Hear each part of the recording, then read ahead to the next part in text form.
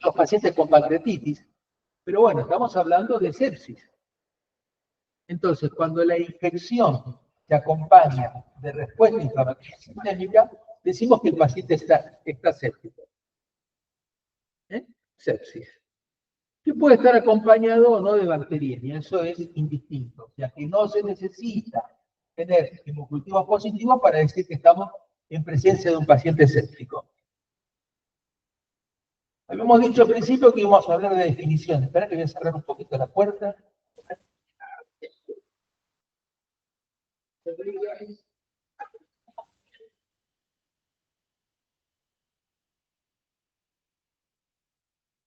Sepsis, dijimos que era la infección más la respuesta inflamatoria sistémica. Una definición es de hace tiempo, que las muestro simplemente porque nos permiten entender algunas cosas. Llamábamos sepsis severa cuando había sepsis más compromiso orgánico. ¿Y a qué llamamos el compromiso orgánico? Podía haber deterioro de la función renal, podía haber deterioro de la función respiratoria, podía haber deterioro de la función contráctil del ventrículo izquierdo, hipotensión, hipoxemia. Todo eso es lo que denominamos deterioro de la función orgánica absolutamente inespecífico. Y shock séptico cuando además de la infección o sospecha de infección más la disfunción orgánica, se acompañaba de hipotensión, estaba sostenida en el tiempo y cuando no había respuesta a la administración de fluido. ¿Cuánto de fluido? No se sabía muy bien. Y disfunción orgánica múltiple hablábamos cuando existía algún deterioro de la función orgánica, estaba claramente expresado en números. Por ejemplo, si el paciente tenía disfunción respiratoria, era hipoxemia; si el paciente tiene disfunción hepática, aumento de la bilirrubina; si el paciente tiene deterioro de la función renal, oliguria o aumento de la creatinina. Estaba perfectamente definido. Pero además se pretendía que esto tuviera apuntalamiento orgánico, apuntalamiento. Por ejemplo, si el paciente tenía hipoxemia, a lo mejor necesitaba soporte de oxigenoterapia, ventilación mecánica, o el paciente que tenía deterioro de la función renal necesitaba diuréticos o terapia de reemplazo renal como la diálisis. ¿Nos vamos entendiendo hasta ahora? Seguimos. Algunas nuevas definiciones. ¿Para qué estas definiciones? Para confundirnos, sino para ordenar. Entonces, recordemos que si no hay respuesta inflamatoria sistémica, no significa que el paciente no pudiera tener sepsis. Como dice ahí, síndrome de respuesta inflamatoria sistémica negativo no es sinónimo de ausencia de sepsis. Y vamos a ver algunos ejemplos claritos. Estos criterios de respuesta inflamatoria sistémica son inespecíficos, son poco sensibles. Antes se decía, son absolutamente inespecíficos, pero son sensibles. Ahora se sabe que son poco específicos y también poco sensibles. Lo que sí es importante, lo que dice ahí, que estos criterios son evolutivos y pueden no estar presentes precozmente. O sea, cuando ingresa el paciente a la guardia, puede no presentar la totalidad de estos elementos de respuesta inflamatoria sistémica y sí presentarlos en el tiempo. Fíjense que la temperatura, la fiebre, es el criterio menos sensible, sobre todo de edades avanzadas, como puede ser la mía, donde la presencia de fiebre no es habitual. Hasta un 40%, creo que lo dice ahí exacto, 40% de los pacientes pueden no tener fiebre. Ustedes tienen un paciente en shock séptico con una tremenda neumonía o una peritonitis, un anciano, por ejemplo, diabético, que son oligosintomáticos, y pueden no tener fiebre. Es uno de los elementos de respuesta inflamatoria sistémica menos sensible. ¿Lo va entendiendo? La taquicardia tal vez es el más frecuente. La taquicardia nunca es normal.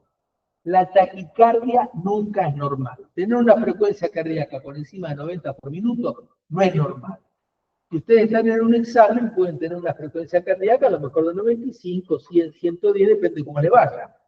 No es normal. Es por ansiedad, pero no es normal. O sea, la taquicardia no es normal. Como decíamos, la sepsis la sospechamos cuando es respuesta inflamatoria sistémica frente a una infección. Y cuando hablamos de shock, fíjense lo que dice ahí claramente, porque va a haber alguna, no diferencia, pero algo que pueda parecer contradictorio con lo que voy a mostrar en un instante. Shock se define como esa incapacidad para poder suplir la demanda metabólica que tiene el paciente. Un desbalance entre la entrega y el consumo de oxígeno.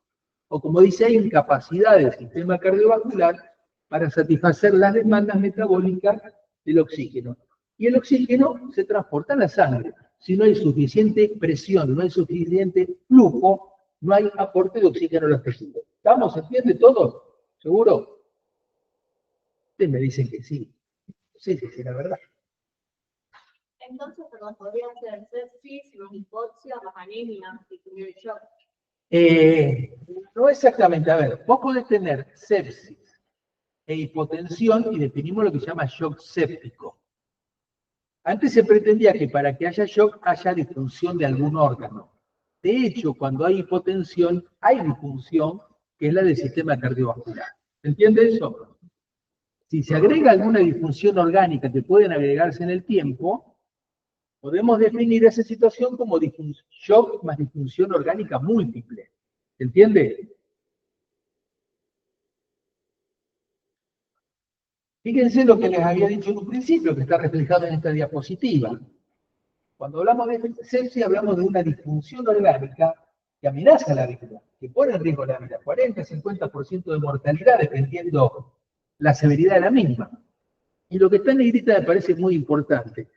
Lo que importa acá es entender que en sepsis lo que priorizamos es la respuesta del organismo frente a la anoxa. En este caso, la anoxia infecciosa. ¿Entienden? Entonces, el shock séptico es un subgrupo diferente que se caracteriza por alteraciones ya celulares, subcelulares, metabólicas, que tienen una expresión clínica. Fíjense lo que dice en negrita. Alteraciones circulatorias, lo que les dije recién, celulares, metabólicas, lo suficientemente graves como para poner en riesgo la vida del paciente. Pero cuando eso lo queremos trasladar a la clínica, ya tenemos otros elementos más tangibles. Como dice ahí, la hipotensión arterial, menos de 65 milímetros de mercurio de presión arterial media, después que le pasamos una adecuada cantidad de fluido. ¿Cuánto? Es un misterio. Los libros dicen 30 mililitros kilo de cristaloides en no más de 2 horas. Absolutamente discutible. Pero vuelvo a insistir con lo que le dije en un principio, había que dar un poco de orden a esto, y por eso estamos poniendo lo que estamos poniendo. La necesidad de droga vasoactiva, vasopresores, básicamente la noradrenalina, y que haya un lactato mayor de 2 milimoles. El lactato es un marcador no solo de metabolismo anaeróbico, sino que es un marcador de estrés metabólico, glicólisis aeróbica acelerada, que se ve siempre en la sepsis. ¿Estamos? Bien. Yo le había mostrado, no sé si o está en una diapositiva posterior, o se tergiversaron la diapositiva, y cuando hay alteraciones o disfunción orgánica, una de esas disfunciones orgánicas es la neurológica, lo que llamamos la encefalopatía séptica. El paciente puede tener somnolencia, letargo, delirio, obnubilación, llegar al coma, al estupor, a veces convulsiones. Y eso puede ser un marcador orgánico de la sepsis. Es muy común que ustedes estén trabajando en una sala de un sanatorio, en un hospital, y que le digan, el paciente que no sé, está internado por una neumonía en la cama tanto, en la sala tanto, está delirando. Estaba bien, le dieron la cena y el familiar dice ahora que está confuso, que está delirando, que le costó despertar. Entonces dicen, bueno, debe estar nervioso, algo le debe pasar. Fíjense que ahí estamos mostrando cuáles son los trastornos de la conciencia en un paciente internado. Y ustedes podrán leer, los de atrás, sobre todo, podrían leer alguno, todo lo que dice ahí. Alguno de los que está atrás, léalo, por favor. Vos que el último, vos que estás ahí, ese, vos, lee todo lo que dice ahí.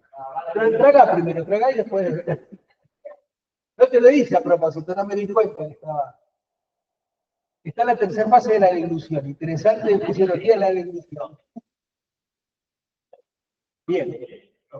Bien. ¿Y después? Bien. Buena vista, no importa. Lo que está más adelante, ¿qué dice después? Obviamente esto tiene una trampa. La idea es que los últimos dos no se lean.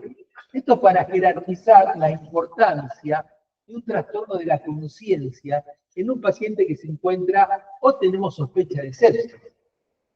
Sepsia, acidosis, shock, dolor. Después piensen en el globo vesical, después piensen que el paciente puede tener un trastorno psiquiátrico. Pero eso es lo último, una vez que hayan descartado esto. Esto tal cual, obviamente en la época que yo vi esto, no existían ni las diapositivas, existían las filminas, no sé cómo se llamaban. Esto se lo copié textualmente en el año 1980, yo era alumno de quinto año de la facultad, no se rían por favor, mi alumno en quinto año de la facultad, no me dieron esa clase acá, me la dieron en el hospital provincial, y un docente que se llamaba Seineldin mostró exactamente esta diapositiva y dijo, cuando ustedes vean un paciente que está confuso, aletargado, delirando en la sala, piensen cualquiera de las tres primeras cosas que están ahí, como jerarquizando la importancia de esta disfunción orgánica, en este caso expresado en lo neurológico, en un paciente séptico. ¿Vamos bien? Seguimos.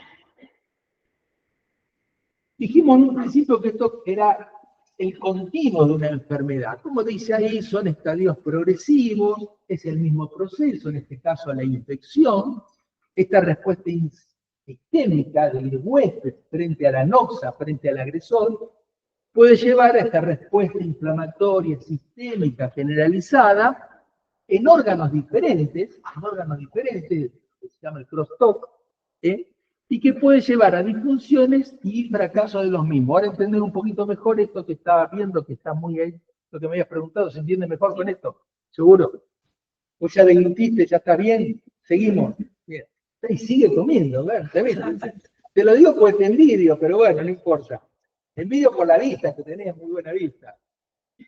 Bueno, uno de los pilares para entender qué es lo que pasa en la sepsis es el compromiso hemodinámico que existe, y son básicamente tres cosas que hay que comprender. Existe una hipovolemia, es lo que llamamos la hipovolemia relativa.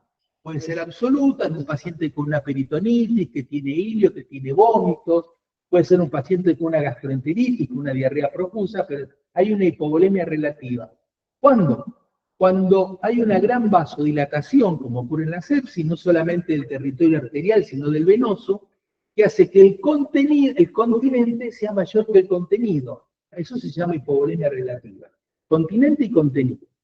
Pero también puede haber, bueno, por lo que les dije, la enfermedad de base, aumento de la permeabilidad de los capilares, hay en la sepsis hay un aumento de la permeabilidad capilar que hace que haya pasaje de líquidos, de fluidos del espacio capilar, básicamente al intersticio.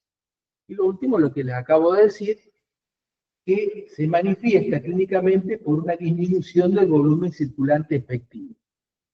Que muchas veces no hay hipotensión, pero lo que van a tener es taquicardia. Y la hipotensión puede estar enmascarada. Y uno de nuestros trabajos es tratar de desenmascarar esa hipotensión, o hipotensión oculta. Disfunción miocárdica, algo muy habitual en los pacientes con sepsis, y la disminución del tono vascular, que era lo que les había dicho en un principio, la gran vasodilatación que ocurre en nuestros pacientes, o lo que se denomina vasoplegia. Y vamos a explicar por qué un paciente séptico tiene alguna de estas tres cosas. La primera hipovolemia, ya algo explicamos, la disfunción miocárdica básicamente es por liberación de citoquinas que producen depresión de la contractilidad, disfunción diastólica, y la disminución del tono vascular que tiene algo que ver con esto que les acabo de mencionar.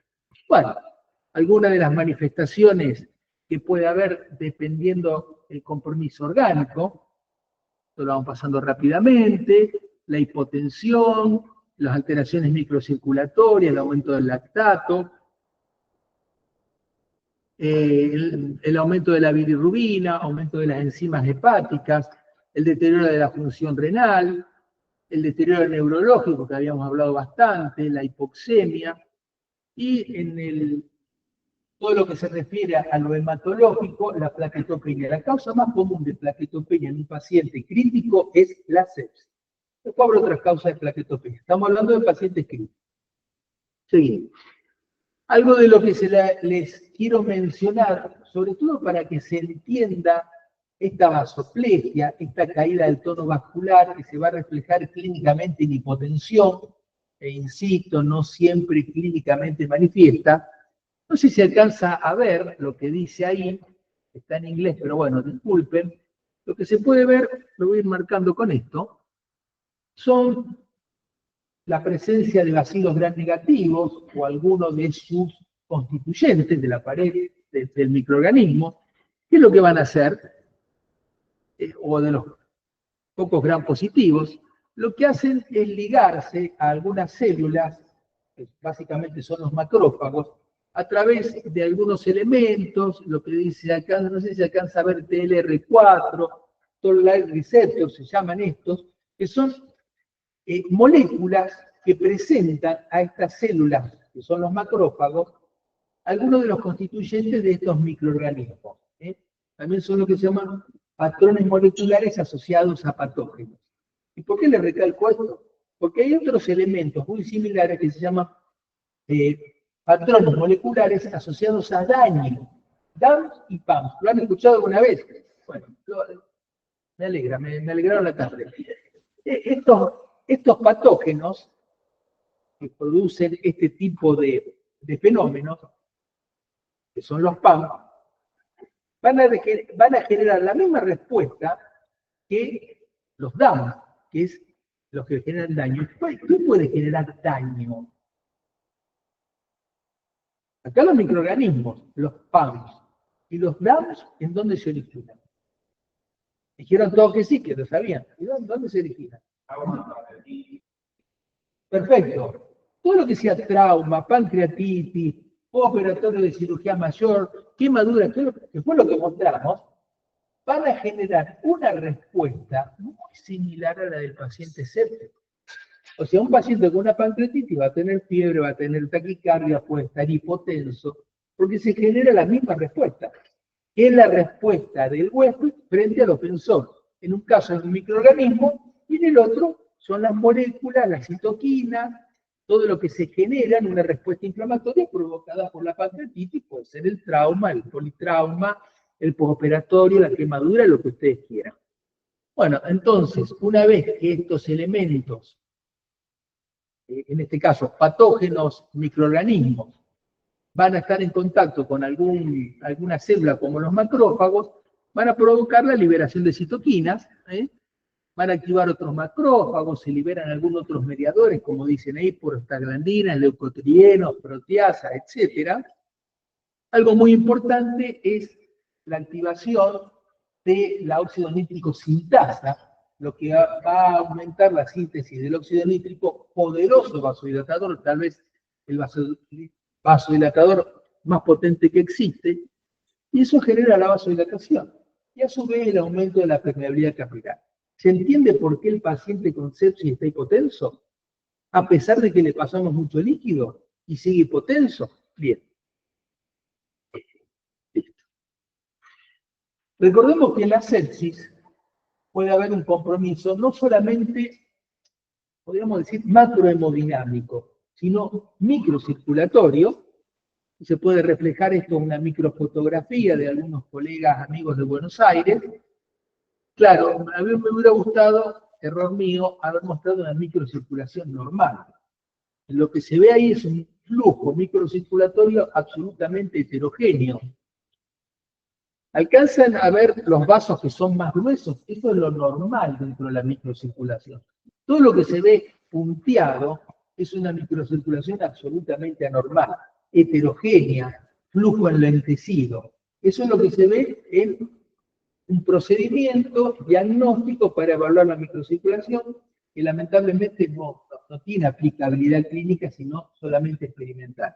Pero fíjense qué interesante, esto se ve debajo de la lengua, se puede ver debajo de la lengua las profundas alteraciones microcirculatorias que puede haber en un paciente séptico. Clínicamente, ¿cómo se expresa? Este es el pie de un paciente que tenemos, cuando sacamos la foto, a 50 metros de acá, la unidad de terapia intensiva. Eso son livideces, es una disminución del lleno capilar. Es muy importante mirar en la piel al paciente séptico, porque la piel tiene una característica. La piel no está vasorregulada. O sea que cuando hay disminución del flujo a nivel del lecho cutáneo, no puede haber vasorregulación. O sea, se va a manifestar como un fenómeno isquémico, una disminución del lleno de ese lecho cutáneo. En este caso, está a la vista, dividece. Cuando vean esto, preocúpense. Esto está reflejando una profunda alteración microcirculatoria. El lecho cutáneo no tiene autorregulación y cuando no hay flujo, le pasa esto. Y si no, algo más fácil, ven ese dedo, el lleno capilar, ¿lo han hecho alguna vez? ¿Han escuchado el lleno capilar? El lleno del dedo tiene que ser no más de 3 segundos. Lástima que no tenía video, ¿no? Pero ese lleno es muy lento. Creo que llegó a 9 segundos. Eso está marcando absoluta y claramente un fenómeno de hipoperfusión. Esto es marcador de hipoperfusión. El paciente en este momento está hipoperfundido. ¿Está claro? Para seguir con lo hemodinámico, que tal vez sea un poquito lo más complejo de la sepsis, recordemos algunas cuestiones circulatorias o de fisiología circulatoria muy importante y pasa por entender cómo se redistribuyen los fluidos dentro del cuerpo. Y ustedes verán qué porcentaje de sangre, del total de la sangre del organismo, se distribuye en los diferentes lechos circulatorios. Fíjense cuánto se lleva el sistema venoso, al cual nunca le damos importancia. 65% o 64%. Las arterias, un 13%, las capilares, la mitad, el circuito pulmonar, menos, pasito. Podría haber llegado a dar la clase ahora. Y el corazón, un 7%. ¿Se entiende esto? Con esto queremos darle énfasis al sistema venoso, a la importancia del sistema venoso, no solo en lo que ocurre en el paciente escéptico, sino en la hemodinamia en general. Lo que ocurre en el shock hipovolémico, lo que puede ocurrir en el politrauma. Lo mismo, fíjense lo que está más grande, el sistema venoso, para graficar un poco la importancia del sistema venoso dentro de lo hemodinámico. Y acá hay una bañadera, y acá ya nos empezamos a perder. ¿Qué tiene que hacer una bañadera en esto, no? A través de esta bañadera vamos a tratar de entender lo que es el volumen tensionado o estresado y el volumen no tensionado o no estresado. ¿Alguna vez escucharon este término? Ah, bueno. Vamos a empezar por entender para qué está la bañadera ahí. Fíjense que hay dos flechitas, una azul y otra azul y rojo, con una línea punteada y un orificio en el medio, y la bañadera está llena hasta la mitad, justo hasta donde está el orificio. Si yo lo lleno con un poquito más de agua en la bañadera, ¿qué va a pasar con el agujerito ese que está ahí? Va a empezar a perder agua. Perfecto. Lo que está por debajo del agujerito y de la línea punteada no está generando flujo, ¿se entiende? Si le abrimos la canilla y le ponemos, simpática la bañadita, esas antiguas, pero bueno, le ponemos un poquito más de agua, va a empezar a haber flujo. ¿Qué quiere decir esto? Lo que está por debajo de la línea punteada es un volumen no tensionado. ¿Qué quiere decir? Que no genera presión y que no genera flujo. Y el que está por arriba es lo que se llama volumen tensionado, que va a generar flujo porque va a generar presión. A ver si lo entendemos de otra forma. Banditas de goma. Fíjense arriba. Una que dice colapsada, una bandita de goma colapsada. No va a generar tensión. Después dice volumen no tensionado o no estresado, la del medio. Es una bandita de goma abierta, pero no está estirada. No genera tensión. Y la de abajo es una bandita de goma estirada. Esa sí va a generar tensión.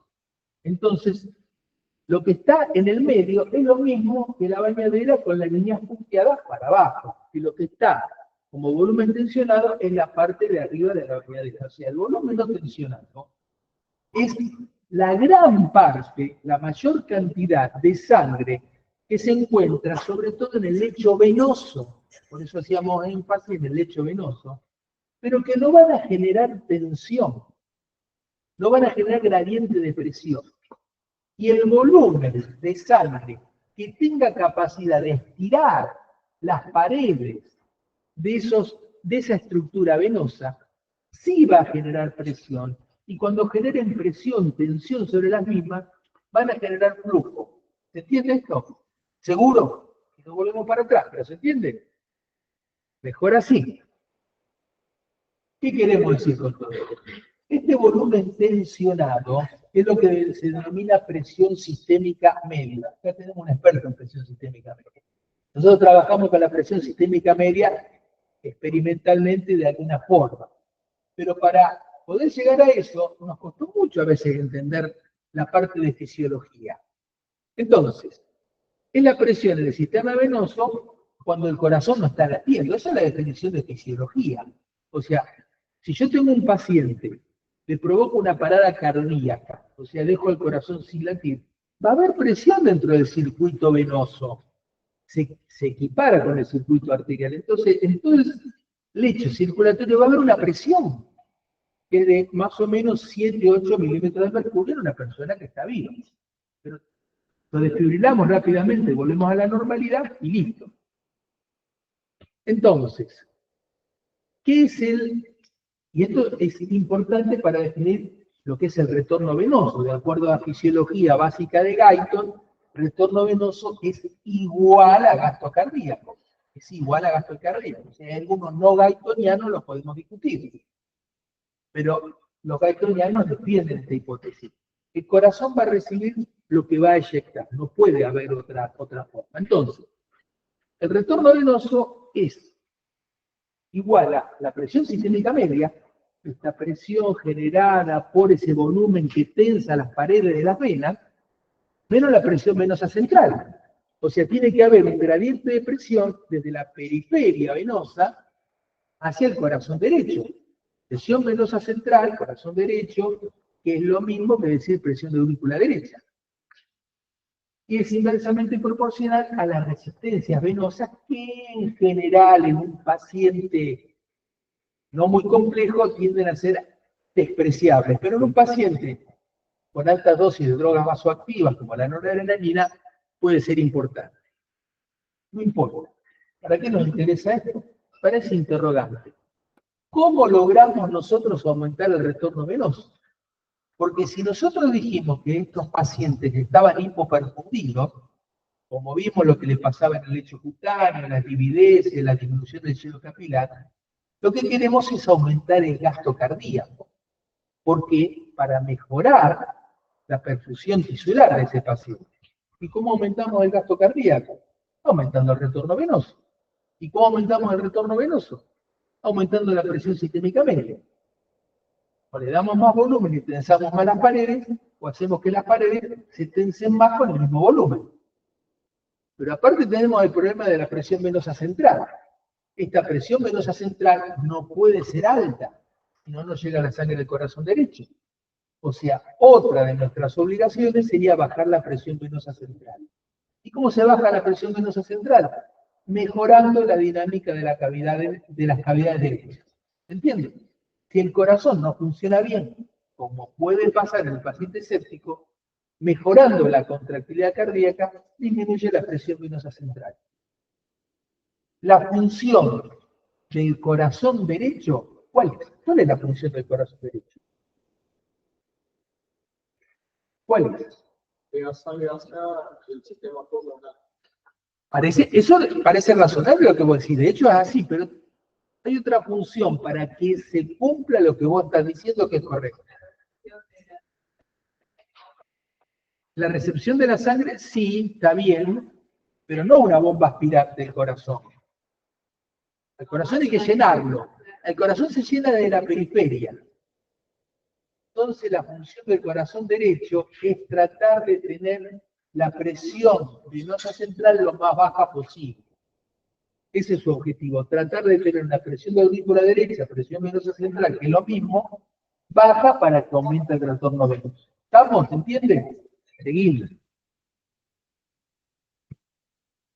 ¿Qué hacemos con estos pacientes cuando los recibimos en el hospital? y queremos trabajar un poco sobre este componente hemodinámico que ocurre en la sepsis. Utilizamos lo que se llama monitoreo hemodinámico funcional, que es una forma de evaluar la reserva funcional del organismo. Como dice ahí, en la evaluación de la reserva fisiológica, a través del uso de determinados estímulos definidos, modificaciones en el sistema, es lo que llamamos perturbación del sistema. Perturbamos al sistema cardiovascular para ver cómo se comporta. Y esto puede dar lugar a una intervención terapéutica que va a estar generada por la respuesta fisiológica. Vamos a simplificar. ¿Cómo les puedo decir? Perturbo al sistema cardiovascular. Vamos a poner un ejemplo. Olvidémonos de la sepsis. Vamos a un paciente con deterioro, o lo que yo supongo que tiene deterioro hemodinámico. Llega a la guardia un paciente con una hemorragia digestiva. Está en la camilla, el paciente dice, el familiar acaba de vomitar sangre, o ustedes mismos ven que vomita sangre el paciente, tiene una frecuencia cardíaca de 89. Dijimos que después de 90 nos preocupa, 89 tiene. Es un paciente normotenso y tiene 120-70 de presión arterial. Le toma la presión 120-70.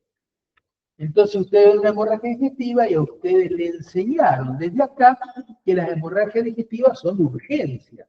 Que estos pacientes deberían estar en una unidad de cuidado crítico.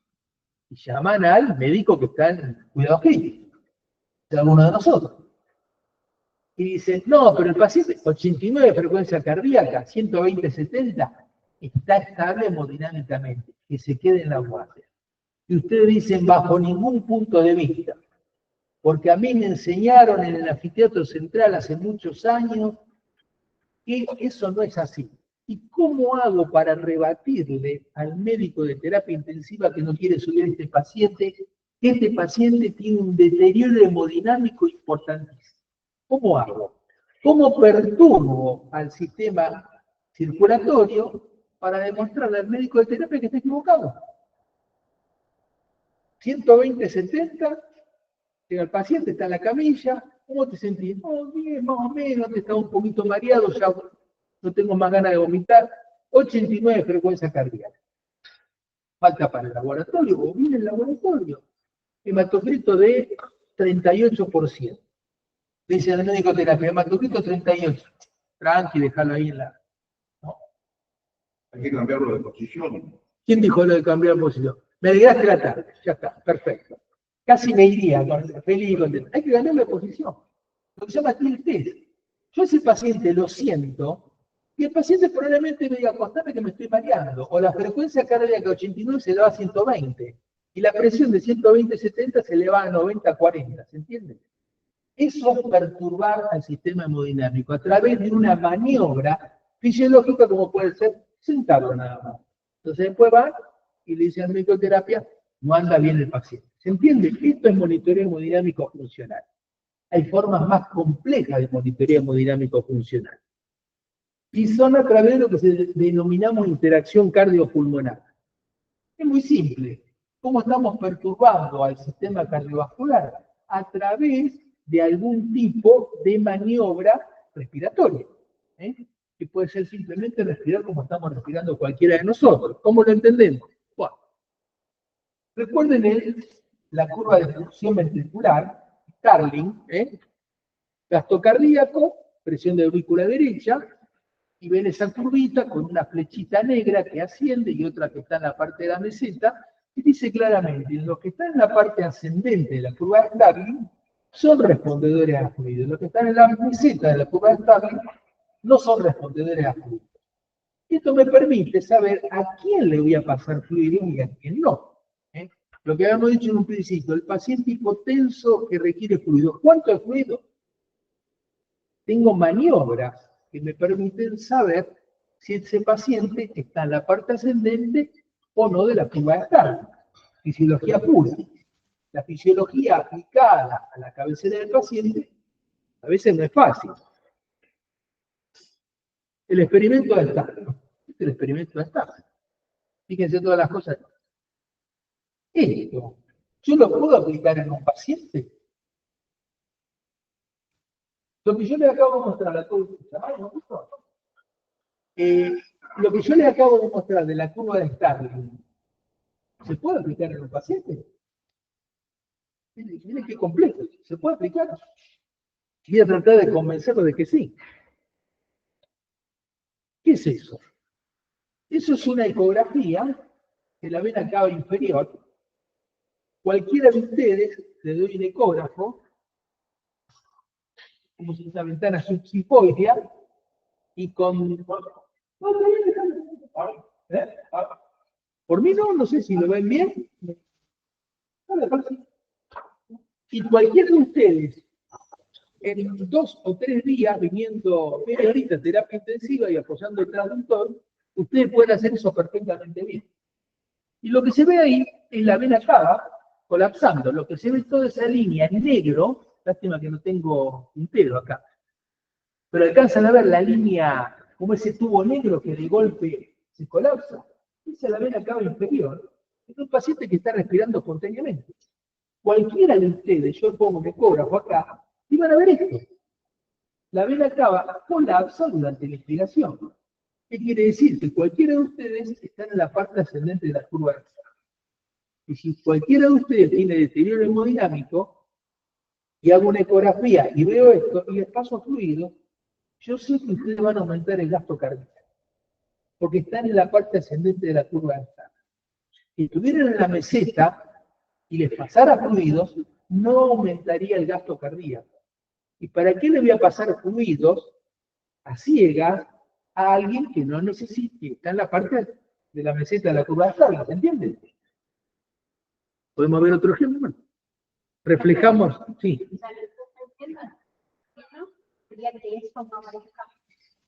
Que esto aparezca. Que aparezca, exactamente. Porque sería responder a fluidos. O sea, yo sé que si le administro fluidos, voy a aumentar el gasto cardíaco. Y en definitiva, mi tratamiento hemodinámico, entre comillas, de la sepsis, es mejorar el gasto cardíaco para mejorar la perfusión tisular. ¿Entiendes? Entonces, esto sí podría ser bueno. Fíjense esa vena cava. No colapsa o no se modifican los diámetros con los movimientos respiratorios. ¿Qué quiere decir? Este paciente está ahí arriba y yo le voy a pasar fluido, no solo no voy a aumentar el gasto cardíaco, sino que lo voy a congestionar. Y congestionar al paciente no es bueno. Esto lo hacemos todos los días en terapia intensiva. Esto ya es un poquito más complejo, lo del ecógrafo lo puede hacer cualquiera de ustedes. Acá se necesita un monitoreo un poquito más complejo, que es colocar un catéter en la arteria radial que me está reflejando en cierta manera lo que ocurre a nivel de la presión aórtica central. Y lo que se puede ver ahí es una variación de la presión del pulso, la variabilidad de la presión del pulso, que también es otro marcador que nos puede decir si el paciente está en la parte ascendente o no de la curva de Starling, o sea, si va a responder o no va a responder a fluido. Esto es una fotito de cualquier paciente que tenemos en la unidad de terapia intensiva. Fíjense la frecuencia cardíaca, 141. Esto lo paso rápido porque es un poco la explicación de lo que ocurre cuando el paciente se encuentra ventilado, o sea, está con ventilación a presión positiva. Es un poquito más complejo, pero en definitiva quiere decir lo mismo, que yo estoy perturbando, como les dije en un principio, el sistema cardiovascular a través de algún tipo de modificación, en este caso del sistema respiratorio. Presión positiva, ¿qué es lo que va a hacer? La presión positiva disminuye el retorno venoso. Y eso puede reflejarse en esta variabilidad que tiene la presión del pulso. Lo pasamos rápido, seguimos. Algo muy simple que podemos hacer es el análisis de la onda de presión. Esto se hace en cualquier paciente, es colocar un catéter en la arteria radial y esto refleja la presión aórtica. Hay cosas más complejas de por qué esto refleja la presión aórtica, pero no importa. Un catéter en la arteria radial refleja la presión aórtica. Y la morfología de esta onda de presión da mucha información de lo hemodinámico. Fíjense lo que es la presión sistólica, lo que es la presión diastólica, la diferencia entre la sistólica y la diastólica, lo que se llama la presión del pulso, o la presión arterial media. Han escuchado el término, obviamente, presión arterial media, ¿cómo se puede calcular? ¿Cómo se calcula la presión arterial media? ¿Eh? Bien, perfecto. A ver si lo tengo acá, esto. Rápidamente, porque no está en las diapositivas, les digo lo que puede reflejar. La presión del pulso puede reflejar el volumen sistólico. El volumen sistólico puede estar, digamos, determinado por la precarga o también por la contractilidad. Entonces, si yo tengo una presión del pulso de menos de 40 milímetros de mercurio, cuidado, o hay deterioro de la función contráctil del ventrículo, o hay disminución de la precarga. La presión arterial media es un parámetro de perfusión tisular. Por eso utilizamos este valor de 65 milímetros de mercurio, que no es nada más ni nada menos que es el valor mínimo de la autorregulación. El valor mínimo de presión para que se mantenga un flujo constante en la mayoría de los tejidos y órganos es 65 milímetros de mercurio. Por eso pretendemos que nuestros pacientes sépticos tengan una presión arterial media mayor de 65 milímetros de mercurio como objetivo de tratamiento. Límite inferior de la autorregulación. Después creo que hay alguna diapositiva. La presión diastólica es un marcador de tono bajo. Cuando encontramos presiones diastólicas menores de 50 milímetros de mercurio, es un buen dato que nos está reflejando que el paciente está vasopléjico, como habíamos dicho en un principio. Volumen sistólico, la presión sistólica también tiene que ver con la contractilidad cardíaca.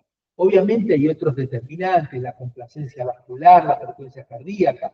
Un gran determinante de la presión arterial diastólica es la frecuencia cardíaca.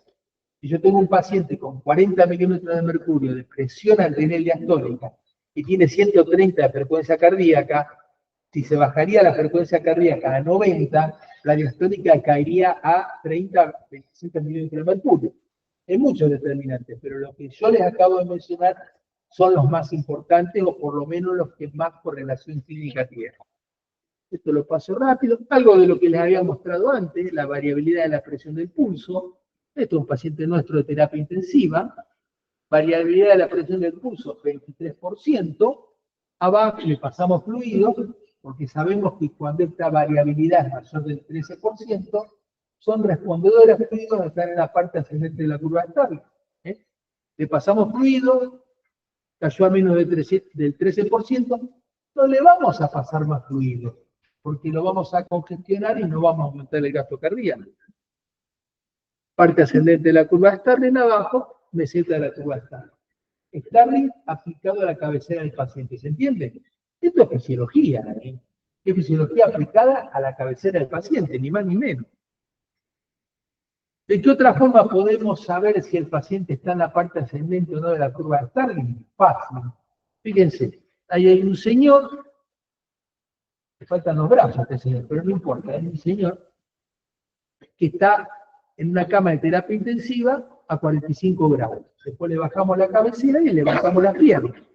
Porque cuando levantamos las piernas, el volumen de sangre que se encuentra en el lecho venoso es de 300 a 500 mililitros. Y al levantar las piernas, todo ese volumen se desplaza al corazón derecho. Sería una especie de autotransfusión. Y si el paciente está en la parte ascendente de la curva de Starling, aumenta el gasto cardíaco. Y si no lo está, no va a aumentar. Esto es lo mismo, esto lo hacemos todos los días. Y ahí tenemos un ejemplo en un monitor, fíjense que está marcado la presión arterial 104/62, sistólica y diastólica, y la media 76. Y el otro circulito que dice 6.0 es el gasto cardíaco. Este monitor permite estimar el gasto cardíaco. Fíjense la frecuencia cardíaca, el paciente está acostadito o a 45 grados, bajamos la cabecera, levantamos las piernas, ¿y qué le pasó a este paciente? Fíjense abajo, de donde decía 6.0 aumentó a 7.4. Aumentó el gasto cardíaco. Y donde está la presión arterial, aumentó a 85 de media. Este es un paciente que fue respondedora a fluidos cuando le levantamos las piernas. ¿Qué quiere decir esto? El paciente se encuentra ahí. Ahí está, al lado de la presión del pulso, el porcentaje de aumento del gasto cardíaco. Está a la cabecera del paciente.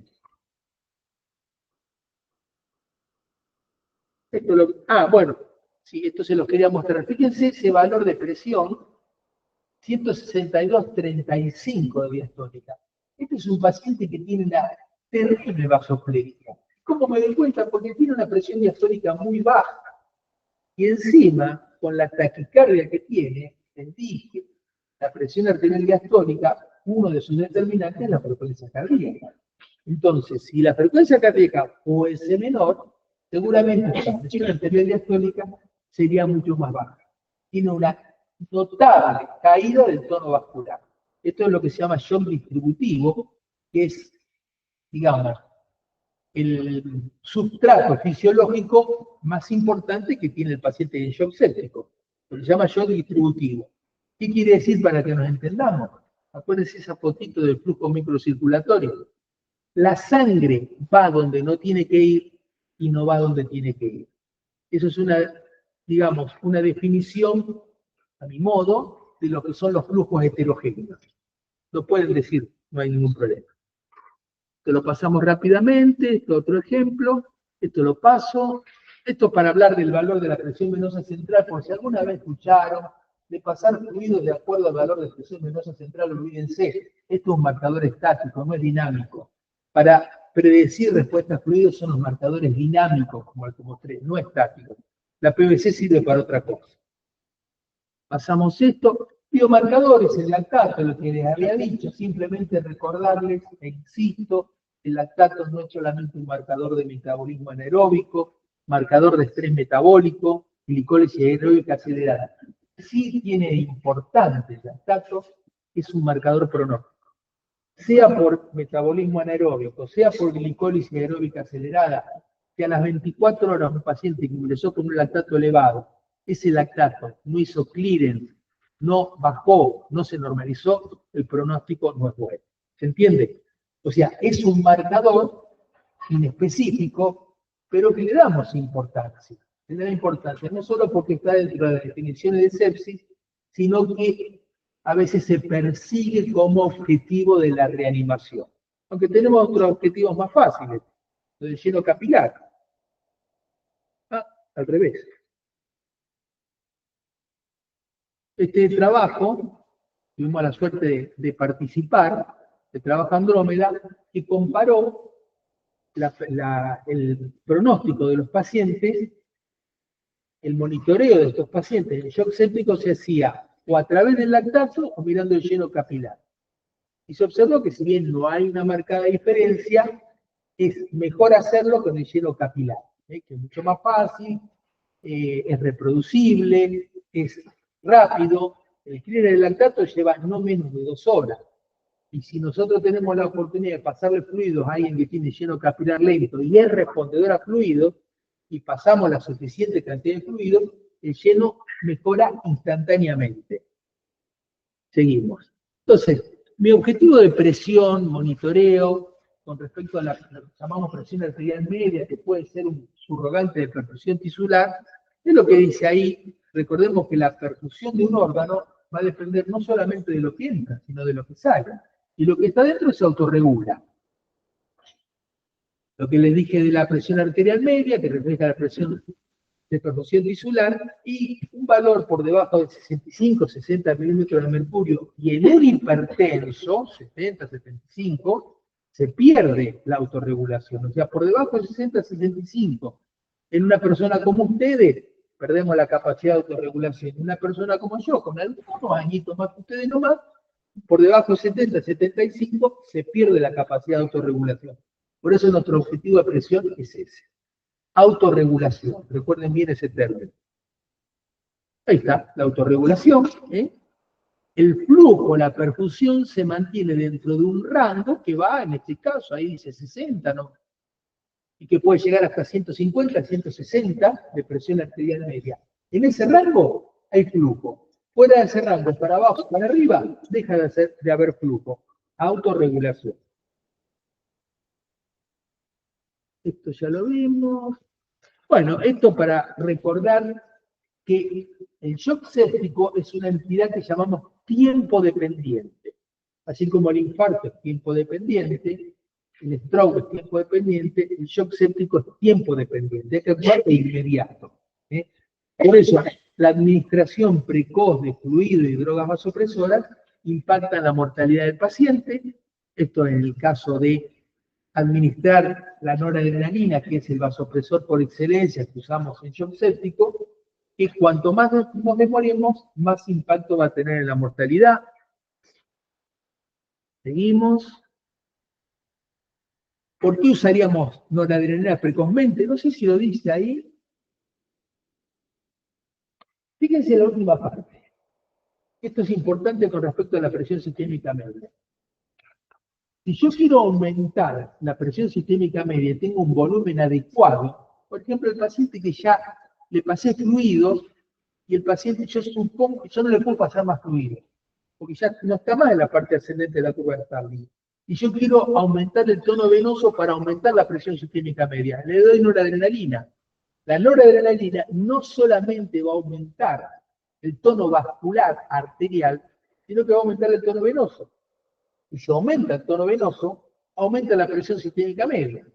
Y si aumenta la presión sistémica media, aumenta el retorno venoso, siempre y cuando ¿qué otro parámetro tiene que estar para abajo para que aumente el retorno venoso? Más fuerte que no funciona. Presión venosa central, exacto. Exactamente. Esto lo paso rápidamente. En shock séptico se puede. Habíamos hablado de deterioro de la función contráctil del ventrículo izquierdo. Y en este caso ahí no nos va a servir tanto la noradrenalina, que es un poderoso vasopresor, si bien tiene efecto inotrópico.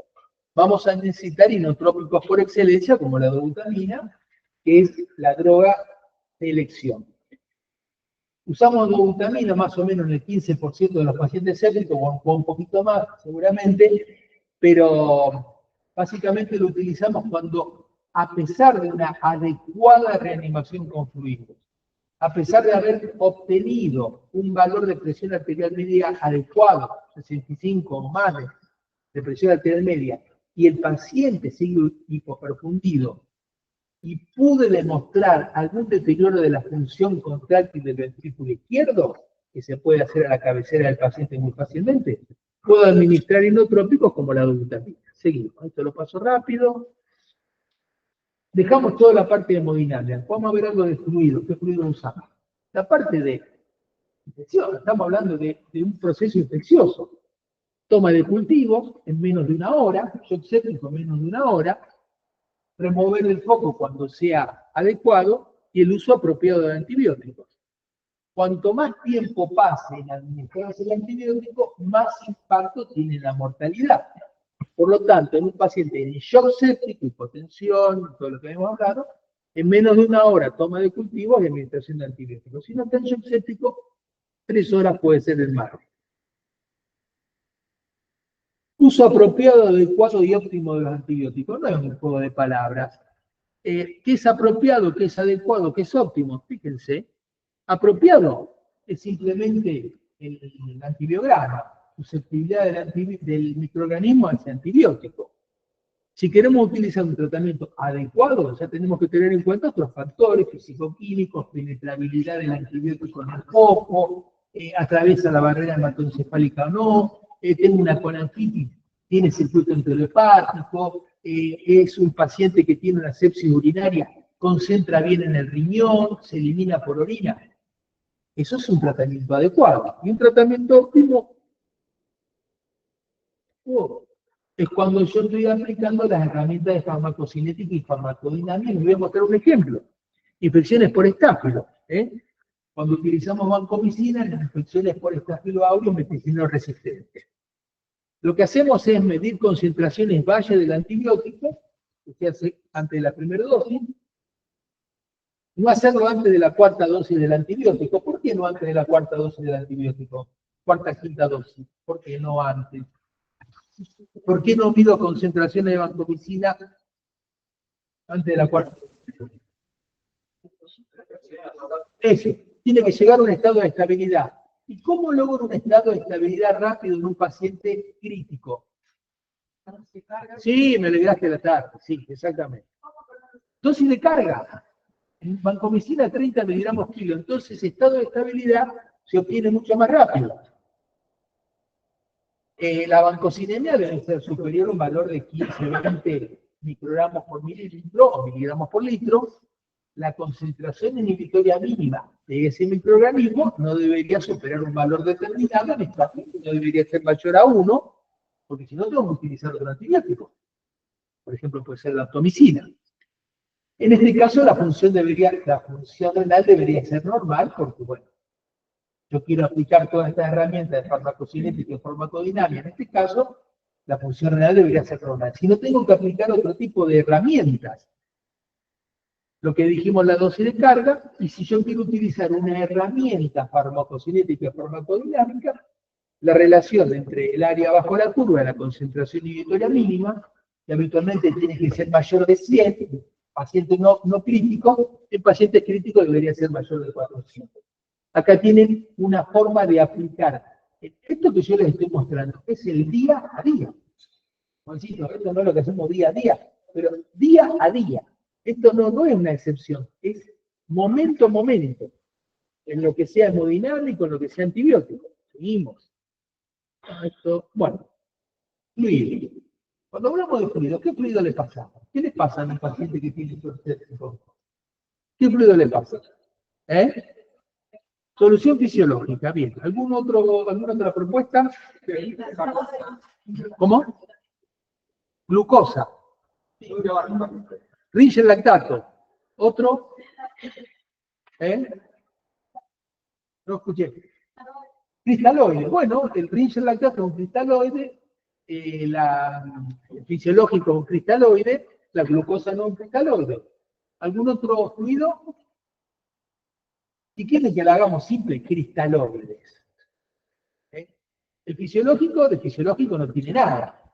Porque 154 de cloro, la verdad que de fisiológico no tiene nada. ¿Por qué se llama fisiológico? Es por la tonicidad. Tiene 308 miliomoles, lo que es similar a la tonicidad del plasma.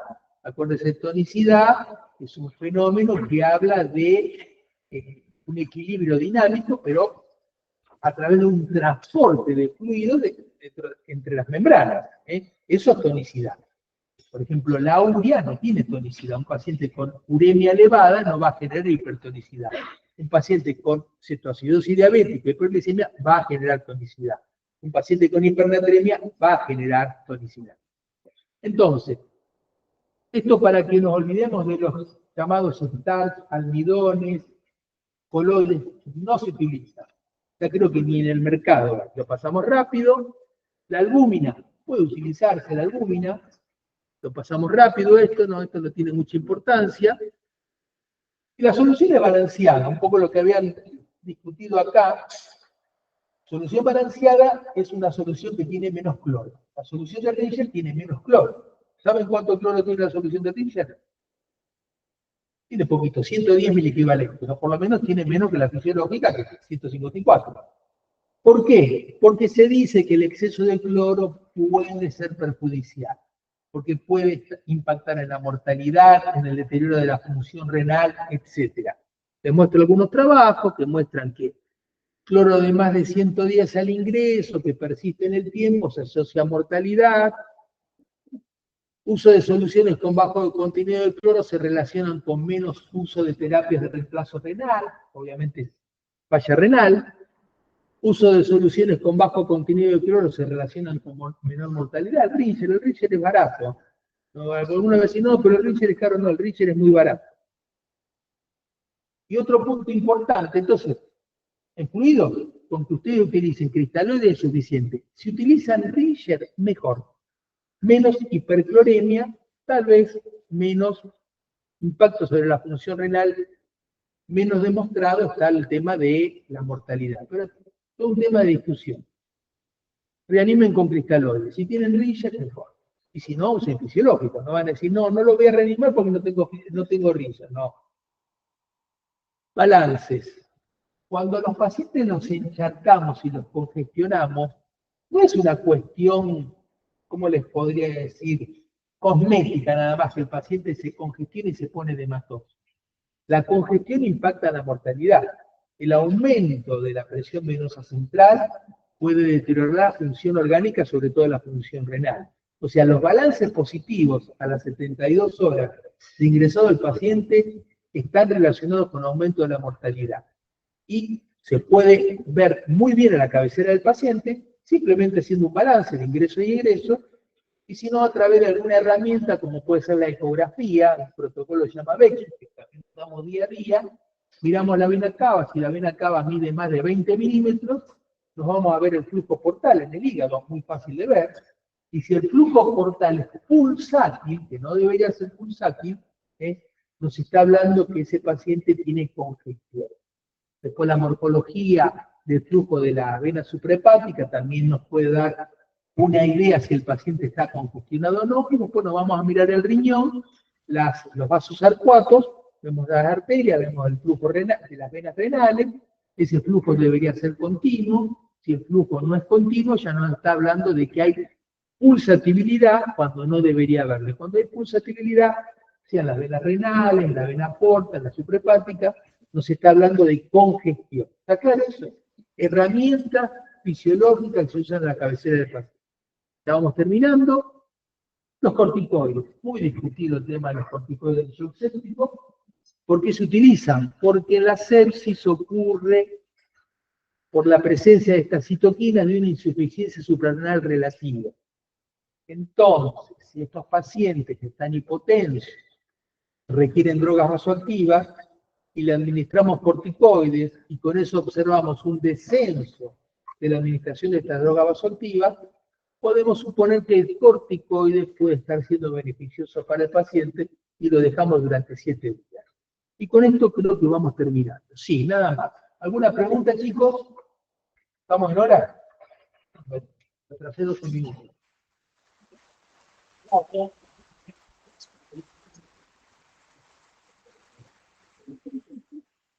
Preguntas, chicos, aprovechemos con la lista, ¿anda? Perdón.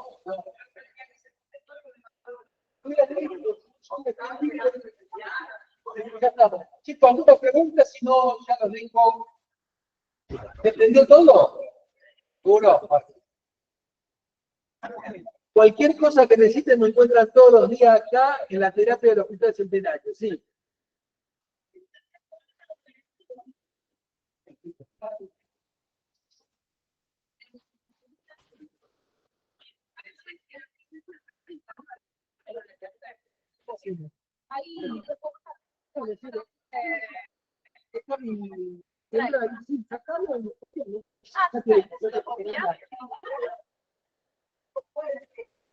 Ahí te hacemos tener.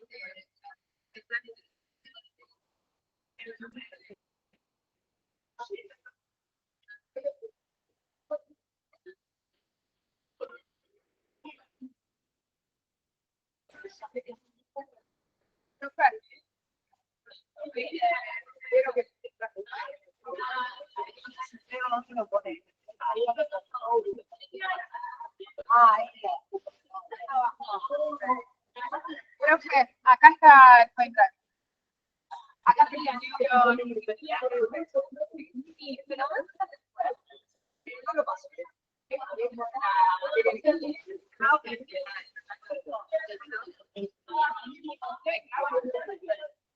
Ay, pero, a ver, ahí bueno, voy a poner.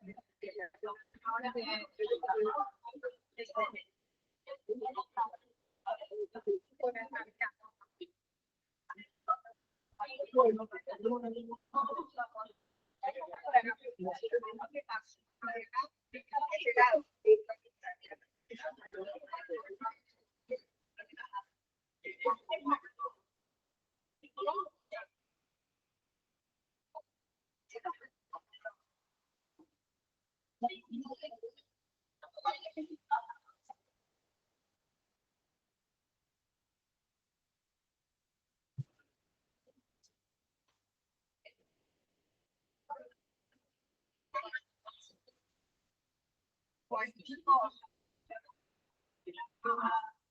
que empecemos, lo mío va a ser, creo que un poco más sintético, me imagino ya los agarro cansados, así que vamos a ir a lo más práctico que necesita saber un médico de atención primaria, de neuroinfectología. En realidad vamos a hablar de meningitis y encefalitis, eso sería el tema.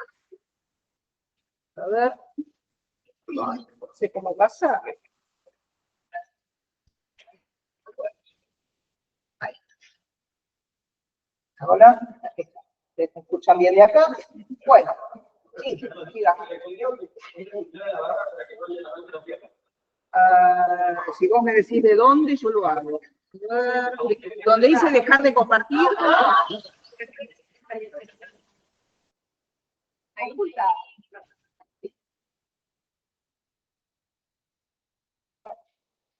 Arrancamos con lo más sencillo, que es la semiología.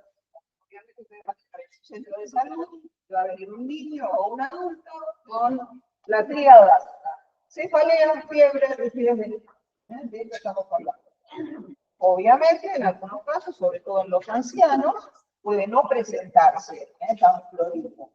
Puede por ahí no tener tanta fiebre, los síntomas están por ahí más solapados. Bueno, los signos semiológicos que vamos a utilizar, Kernick y Brudzinski, estamos buscando específicamente detectar lo que decimos, la rigidez de nuca. Entonces, ¿qué vamos a hacer?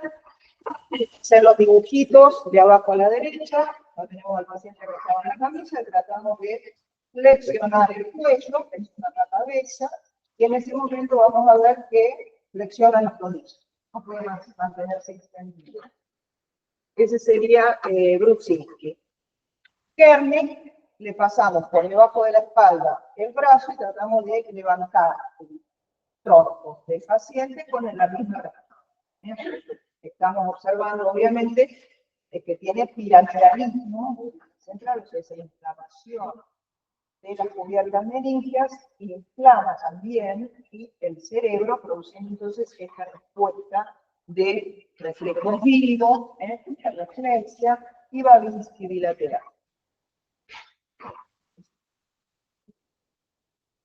Obviamente la más grave de todas es la meningitis bacteriana, en la cual pueden agregarse síntomas de hipertensión intracraniana, como por ejemplo los vómitos chorros, proyectivos, no precedidos de náusea.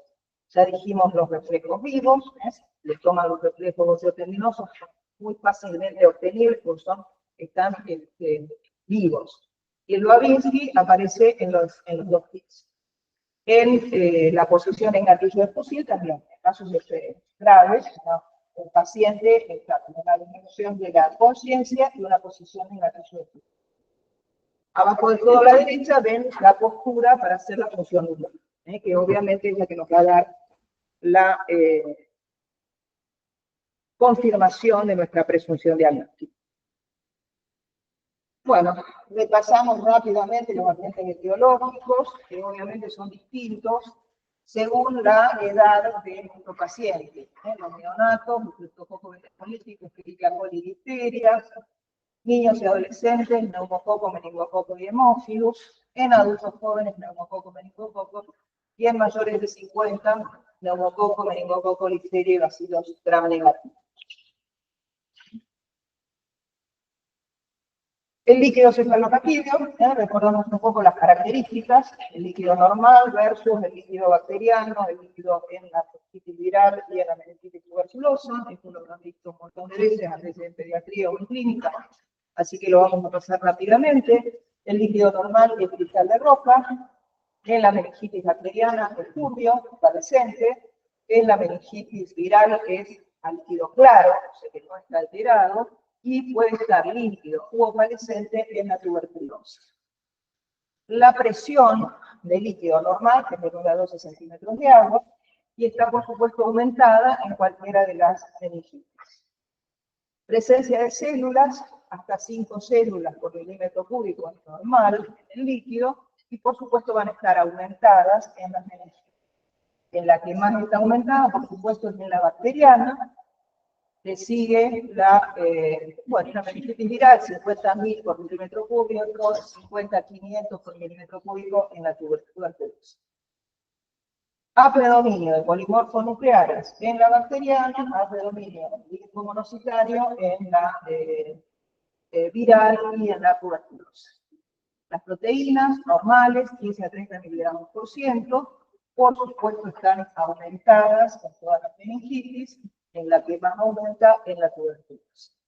La reacción de globulinas, PAN y NATER, obviamente es negativa en el líquido normal y es positiva en las distintas meningitis. Tratamiento antibiótico es la meningitis bacteriana aguda, obviamente empírico, porque no vamos a esperar resultados de cultivo. Si tenemos el líquido compatible, arrancamos directamente. En el paciente inmunocompetente, la primera elección son las cefalosporinas de tercera generación, más vancomicina en áreas en las cuales hay neumococos resistentes a cefalosporinas. Y puede valorarse la asociación con ampicilina en niños menores de 3 meses o en adultos mayores de 50, si hay sospecha clínica de epidemia. En pacientes inmunodeprimidos o con trauma de cráneo, neurocirugía o alguna válvula de derivación, el meropenem 2 gramos cada 8 horas asociado a ampicilina y vancomicina.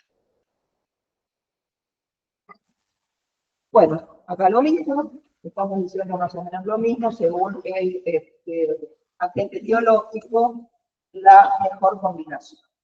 Vale la pena. Sí. Para nosotros estamos en contacto con el caso. Ahora viene, ahí viene, el de los... bueno, me falta corticoide y después viene el de los convivientes. Ya te lo digo, pero tengo una placa con eso.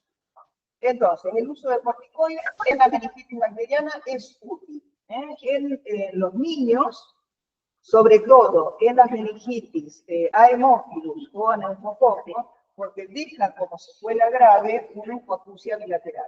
Entonces, es muy importante el uso de corticoides. 0,4 miligramos kilo cada 12 horas durante 2 días en mayores de 2 meses. En adultos también usamos la dexametasona, 8 miligramos endovenosa cada 6 horas, durante 4 o 5 días, para prevenir la posibilidad de que desarrollen epilepsia. Ese plastrón de supuración que está entre las meninges puede pegotearse con la corteza cerebral y generar un foco epiléptico.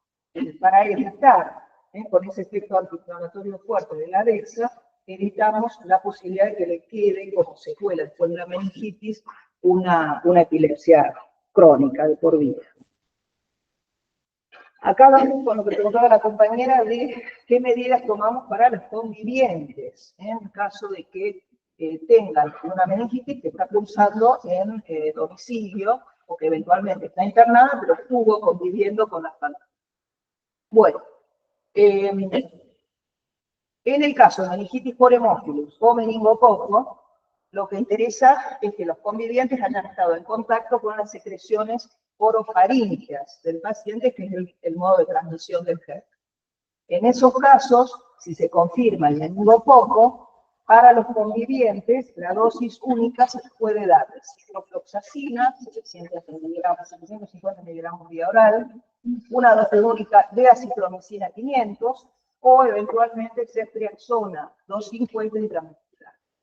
En el caso del hemófilus se usa como preventivo la rifampicina, dosis única durante 4 días, 20 miligramos kilolitro.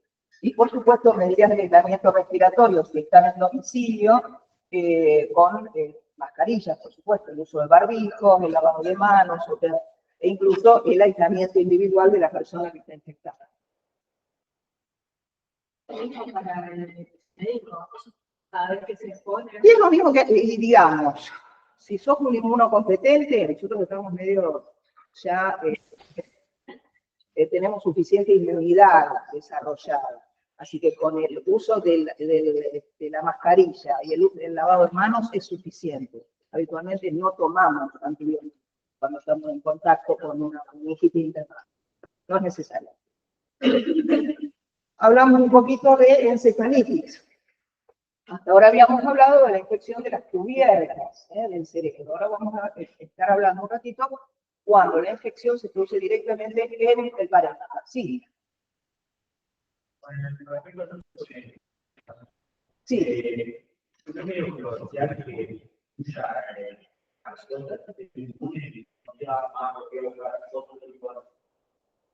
La dexametasona aún decía en la meningitis bacteriana.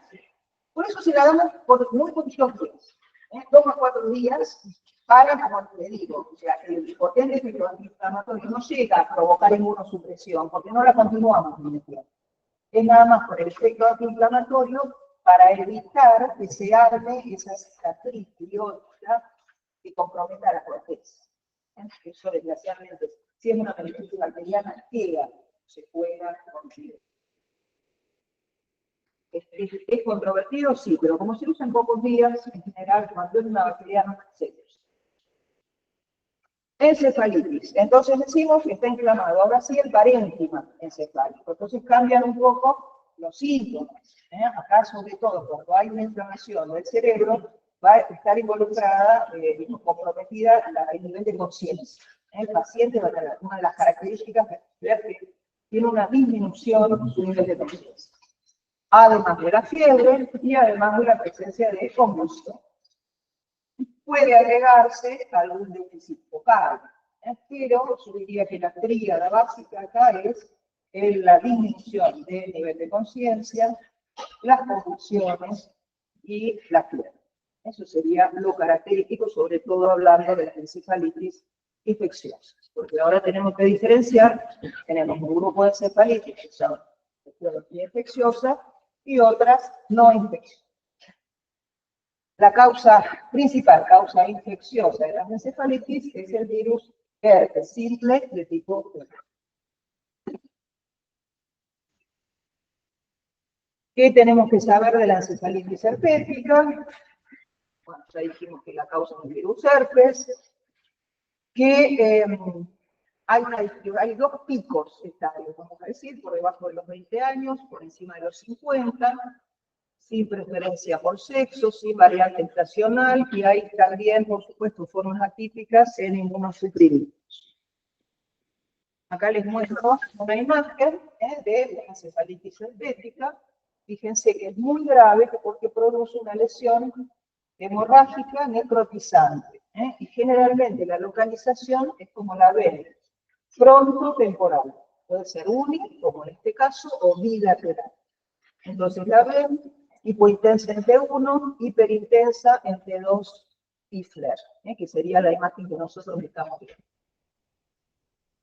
¿Qué más tenemos que decir? Bueno, el diagnóstico, por supuesto, la detección de los antígenos virales por PCR en el líquido cefalorraquídeo confirmaría, por supuesto, el diagnóstico y el tratamiento antiviral con aciclovir endovenoso, 10 miligramos kilo cada 8, durante 3 semanas, más, por supuesto, anticonvulsivos, porque este paciente va a desarrollar convulsiones y generalmente queda, una vez que supera en la etapa, el estadio agudo de la enfermedad, queda como secuela una epilepsia. Vamos a hablar un poquito de las no infecciosas, las encefalitis no infecciosas. Vamos a mencionar simplemente para que las conozcan, las autoinmunes y las encefalopatías metabólicas. Bien. De las encefalitis autoinmunes, o sea, por autoanticuerpos, la más frecuente es la encefalitis antirreceptor del NMDA, del receptor del glutamato. ¿Y cuál es el cuadro característico? ¿Se acuerdan que habíamos dicho que la encefalitis infecciosa tenía fiebre, podía ser cefalea, convulsiones y depresión de la conciencia? En el caso de la autoinmune, lo que hace es un cuadro conductual, un cuadro psicótico, agudo. Ideación delirante, confusión mental, irritabilidad, excitación psicomotriz. Entonces, obviamente, como dijimos que tiene ahí un pico en la adolescencia, en el joven, a los 20 años, se confunde con un brote psicótico. Llega entonces, o se lo deriva a la guardia de psiquiatría, se lo medica con antipsicóticos y no mejora o empeora, porque agrega fiebre y convulsiones. Esa secuencia que yo les digo es típica de esta encefalitis autoinmune. O sea, tener muy en cuenta cuando aparecen estos cuadros conductuales en los cuales no responden a la medicación habitual y después agregan fiebre y convulsiones. Eso es típico de la encefalitis autoinmune, la más frecuente, la anti-NMDA. Bueno, obviamente punción lumbar, signos inflamatorios en el líquido, obviamente es un líquido claro, pero puede tener un poquito de proteínas alimentadas, algunas células alimentadas, a predominio linfomonocitario y nada más. Y confirma el diagnóstico, obviamente tenemos que buscar la determinación de los autoanticuerpos. La IgG, en este caso, anti-NMDA, va a ser positiva en el suero y en el líquido cefalorraquídeo. Eso confirma el diagnóstico. Hay otros anticuerpos que producen también encefalitis. Y el tratamiento, como toda enfermedad autoinmune, los pulsos de corticoides. Metilprednisolona por vía endovenosa, 1 gramo día durante 5 días, y el posterior descenso de corticoides por vía oral. La encefalitis anti-NMDA puede asociarse con tumores germinales. Entonces, cuando se dan personas jóvenes, sobre todo en chicas, pero jóvenes, buscamos con una tomografía de abdomen y pelvis la presencia de algún tipo de tumor germinal, de ovario, pero habitualmente de testículo en el ovario. Voy a mostrar una imagen para que vean qué distinta que es la imagen de la que habíamos visto de la herpética. La herpética, ¿se acuerdan que era un desastre? Muy extensa, necrotizante. En cambio acá, yo no tengo puntero para mostrarles, pero lo que se ve es, en el lado izquierdo, la rayita blanca que es el hipocampo. Esto es un flare, y entonces tiene una hiperintensidad hipocampal izquierda. Muy, muy chiquitito, se ve en el corte axial, y se ve acá en la base, en el corte coronal, donde está el hipocampo, en la cara interna del cerebro. Obviamente, esto junto con la determinación de las inmunoglobulinas, de la IgG, confirma, por supuesto, el diagnóstico y mejora con el tratamiento. El problema es cuando uno no lo puede diagnosticar, porque la persistencia de estos autoanticuerpos, después de una ventana de 4 a 6 meses, puede dejar una secuela definitiva epiléptica. Entonces, la inflamación por autoanticuerpos produce destrucción, gliosis de las neuronas y generar un foco epiléptico como secuela. Sí. No, se hace agudo, como dijimos, se hace agudo. Los pulsos corticoides después.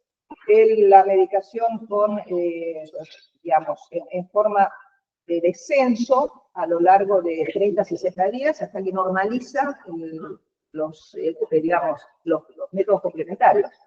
lo controlamos con la presencia de los autoanticuerpos en el líquido, hasta que negativizan, y esto que normaliza la imagen. No se puede volver a dar, digamos. Si puede recidivar, no. ¿No? No. Es cierto que hay personas que tienen predisposición a desarrollar procesos autoinmunes, pero específicamente que repitan la encefalitis no tengo constancia. Bueno, y por último, las encefalopatías metabólicas. Sí las tienen que conocer, pues son recontra frecuentes, y cuando estén en una guardia general la van a encontrar algunas de las dos. Les traje dos, las más frecuentes: encefalopatía hiponatrémica. ¿Cuál es, obviamente, la manifestación? Si hablamos de encefalopatía, estamos hablando de deterioro del nivel de conciencia. Depresión del sensorio, gradual, que si es muy grave la hiponatremia, por debajo de 120 equivalentes litros, puede llegar al coma. Y convulsiones. Eso sería todo. Obviamente, antecedentes. Pueden ser algunos cuadros neurológicos, como hemorragia subaracnoidea o accidente isquémico. Puede ser una hiperemesis gravídica, la persona que empieza a vomitar muchísimo y hace entonces un desequilibrio en su nivel de sodio sérico. Puede ser una persona que esté medicada con algún bloqueante de los canales de sodio, que hace hiponatremia crónica. Obviamente, la hiponatremia aguda y grave, porque decimos por debajo de 120 mil equivalentes litros, es la que produce convulsiones y la que más rápidamente necesita recuperarse. La recomendación fundamental que quiero hacer en esos casos, que vayan a estar en esta guardia o en una terapia intensiva, es recordar que no pueden corregir rápidamente los niveles de sodio sérico, por el riesgo de inducir una desmineralización osmótica. Es decir, ustedes tienen un cerebro hiponatrémico y un cerebro edematizado, lleno de agua. Si le mandan sodio, porque quieren llevarlo de 120 a 145 en 24 horas, van a producir una sequía, o sea, una extravasación de líquido fuera del cerebro, y ese estado de falta de líquido lesiona las vainas mielinas, produciendo una desmineralización osmótica, por el cambio de los niveles de osmolaridad. Y esa desmineralización deja secuelas gravísimas porque se producen determinadas zonas del cerebro como la protuberancia, provocando entonces lesiones muy graves, como cuadriparesia, por ejemplo, que es lo que llamamos mierinolisis pontina central. Eso es totalmente diacrónico. Entonces, la idea del tratamiento para la hiponatremia es ir subiendo día a día de... Algunas guías dicen 6.000 equivalentes litros por día, otras hasta 10, pero siempre gradual, hasta llegar a 130.000 equivalentes litros de natremia. Entonces ahí le pueden poner un poquito más, 8.000 equivalentes para llegar a los niveles normales, pero muy gradualmente a lo largo de muchos días. Wernicke, encefalopatía de Wernicke. Esta también es una encefalopatía metabólica por deficiencia de vitamina E, específicamente vitamina B1, de tiamina. La característica clínica, obviamente la depresión del nivel de conciencia, como dijimos en todas, pero agrega oftalmoparesia y ataxia. Es decir, ustedes te van a revisar la expulsión de los ojos, mire para acá, mire para allá, y el paciente tiene la vista fija al medio. No puede mover los ojos en ningún sentido, oftalmoparesia. Y la ataxia, la marcha, ¿se acuerdan ustedes? Típica del cerebeloso, la marcha de Berry. Aumenta la base de sustentación, separa las piernas y se va agarrando porque si no se cae. Ese es el cuadro típico de la encefalopatía de Wernicke. Se ve, obviamente, en personas que están en deficiencia nutricional. No toma como ejemplo típico el alcohólico, pero no es únicamente en alcohólicos en edad. Pueden ver desnutridos, pacientes con metástasis, con algún tipo de neoplasia grave, y desarrollan esta sintomatología que es totalmente reversible, por déficit de vitamina B, B1 específicamente, y la administración de tiamina o bien de complejo B, si no tiene la tiamina sola, es lo que va a revertir la situación. Puede producirse también en forma diastrógena, porque la tiamina es un cofactor enzimático que permite la entrada de glucosa a la neurona. Entonces, si este paciente llega a la guardia por cualquier causa, viene con un pool de tiamina muy bajito y ustedes le mandan un dextrosado hipertónico para hacerle bien, para levantar los niveles de glucosa, pueden gatillar, generarle una encefalopatía diabética. Entonces, en estos pacientes en los cuales ustedes no saben que tienen aspecto, ¿no?, de dextrosos o metilíticas, siempre que le agreguen dextrosado hipertónico, hay que darle complejo B, para evitar que pueda desencadenar un guardón. Y para terminar, es la última, manifestaciones neurológicas de VIH. Estamos hablando de neuroinfectología, me pareció bueno agregar esta tablita muy sencilla, para decir en los distintos estadios inmunológicos de los infectados por VIH pueden presentarse manifestaciones neurológicas, y una de ellas es la meningitis aséptica, como ustedes ven allí en el estadio 1 de cero conversión. Esto serían complicaciones neurológicas a nivel del sistema nervioso central, la meningitis.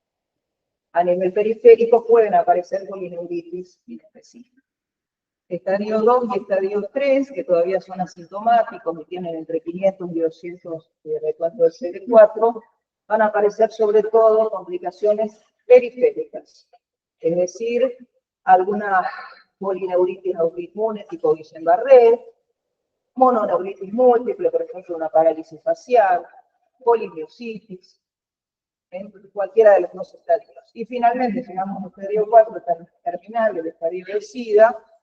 Ahí, a nivel de complicación neurológica central, repasamos por efecto del virus el complejo de demencia-sida, la mielopatía vacuolar, infecciones oportunistas, toxoplasmosis, criptococo, leucoencefalopatía multifocal y como neoplasias el linfoma. A nivel de complicaciones periféricas ya tenemos las complicaciones relacionadas, neopatía, neuropatía, con la misma terapia antirretroviral. Esta es la última. Espero preguntas, si hay alguna duda, y si no, los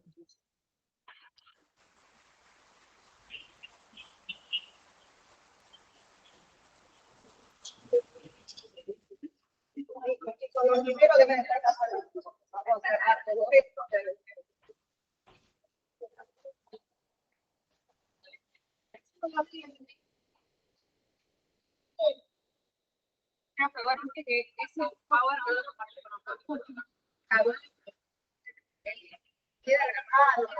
No quiero grabar.